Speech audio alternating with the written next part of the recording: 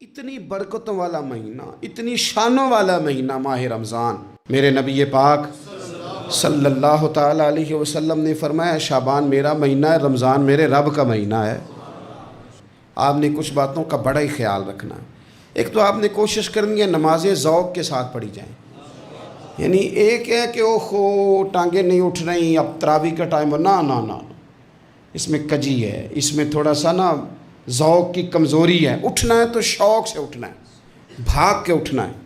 آپ نے مسجد کے ساتھ دلچسپی پیدا کرنی ہے، کوشش کرنی ہے مسجد کی صفائی بھی رمضان میں ہمارے ہی سے ہی آئے۔ اپنے علاقوں کی مساجد کی صفائی، نماز شوق سے پڑھنی ہے، شوق سے۔ آپ نے رمضان المبارک میں کوشش کرنی ہے کہ آپ یہ کہیں کہ زیادہ سے زیادہ میں دوسروں کو نواز سکوں، میں چپکے سے پہنچوں، کسی غریب تک خود سے جاؤں اور رمضان سے پہلے جاؤں، تاکہ وہ پہلا روزہ جو اس نے رکھنا ہے وہ اسی لنگر سے رکھے جو میرے حصے میں آئے، اور اس کو اپنا محسن سمجھیں جس کی وجہ سے اللہ آپ کو ثواب دے رہا ہے، اس کو محسن سمجھیں جس کی وجہ سے اجر مل رہا ہے۔ اور کوشش کریں کسی کو کپڑا جوڑا سوٹ دینا ہے، کسی طالب علم کو، امام مسجد کو، کسی غریب کو، کسی بوڑھی اماں کو، اپنے کسی چچا کو، اپنے دادا کو تحفہ دینا ہے تو وہ بھی شروع رمضان میں دے، تاکہ وہ آسانی سے سلا لیں، سلا کے پہن لیں۔ رمضان میں ہم نے قرآن پاک سے پیار کرنا ہے، قرآن پاک سے پیار کرنا ہے، صبح بھی تلاوت، دوپہر بھی تلاوت، بچوں کو ذوق دلانا ہے، شوق دلانا ہے۔ ہم نے قرآن مجید رمضان شریف میں تراویح میں ذوق سے سننا ہے، کھڑے ہونا ہے۔ پھر رمضان المبارک کے اندر احساس ہم نے بہت زیادہ پیدا کرنا ہے۔ ہم نے دیکھنا ہے کہ میں کس جگہ میری ضرورت ہے، میں کس طرح کر کے کام آ سکتا ہوں، وہاں اپنی خدمات کو پیش کرنا ہے۔ پھر اس سے آگے آپ بڑھیں گے۔ رمضان شریف کے اندر سحری میں اٹھنا تو ہے جی، دہی لینے بھی جانا پڑتا ہے، دودھ لینے بھی کئی دفعہ جانا پڑتا ہے، تو اٹھنا تو ہے۔ تو ایسا نہ کریں کہ 10 منٹ پہلے اٹھیں، اٹھ کے پہلے تہجد کی نماز پڑھیں، وہ نماز جس کے بارے میں میرے نبی پاک علیہ السلام نے فرمایا جب بندہ تہجد کے لیے کھڑا ہوتا ہے تو رب اسے دیکھ کے مسکراتا ہے، جو اس کی شان کے لائق۔ باقی نمازوں پہ ثواب ہو رہا ہے، تہجد کے وقت اللہ مسکرا رہا ہے۔ اور حضور فرماتے ہیں اگر جوان آدمی تہجد کے لیے اٹھے تو رب فرشتوں کے سامنے فخر فرماتا ہے۔ تو تہجد کی نماز ہر روز موقع ہونا ہے، اٹھنا ہی اٹھنا ہے، شہری کے لیے تو اٹھنا ہی ہے، تو وہی وقت تہجد کا ہے، خوب تہجد کی نماز پڑھنی۔ ایک چیز آپ نے پورا رمضان استعمال نہیں کرنی، وہ غصہ ہے۔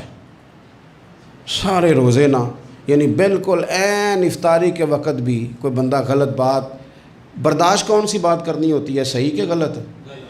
صحیح کو تو برداشت کرنے کی ضرورت ہی نہیں ہوتی، برداشت کرنی غلط بات ہوتی ہے، اس کو سہنا ہے، اسے کہنا یار روزے ہیں، رب کی رحمت برس رہی ہے، جا میں نے تجھے اللہ کی رضا کے لیے معاف کیا۔